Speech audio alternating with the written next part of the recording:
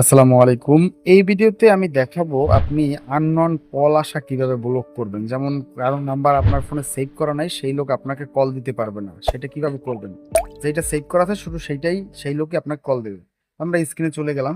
চলে যাওয়ার পরে আপনার ফোন যে অ্যাপসটা যেটা আমাদের যেটা দিয়ে আমরা কল দেই ফোন অ্যাপস আপনি ক্লিক করবেন। ক্লিক করার পরে উপরে যে 3 ডট দেখতে পাবেন 3 ডটের উপরে একটা ক্লিক করবেন আপনি।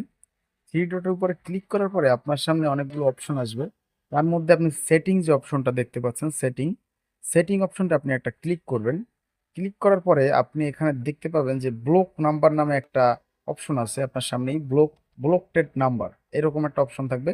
আপনি জাস্ট এই ব্লকটেড নাম্বারের উপর একটা ক্লিক করবেন।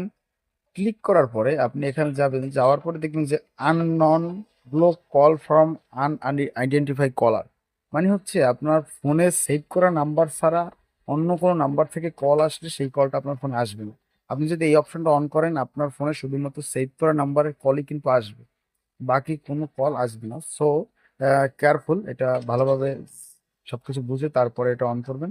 আপনি চাচ্ছেন যদি যে আপনার কাছে আননোন কোনো কল না আসুক তাহলে আপনি এই অপশনটা অন করবেন এবং আপনার এখানে কিন্তু আর কোনো বাহিরের কল আসবে না। তো এইভাবেই আপনি আননোন কল ব্লক করতে পারবেন। ভিডিওটি ইনফরমেটিভ হলে অবশ্যই চ্যানেলটা একটা সাবস্ক্রাইব করবেন এবং একটা লাইক করবেন। ধন্যবাদ।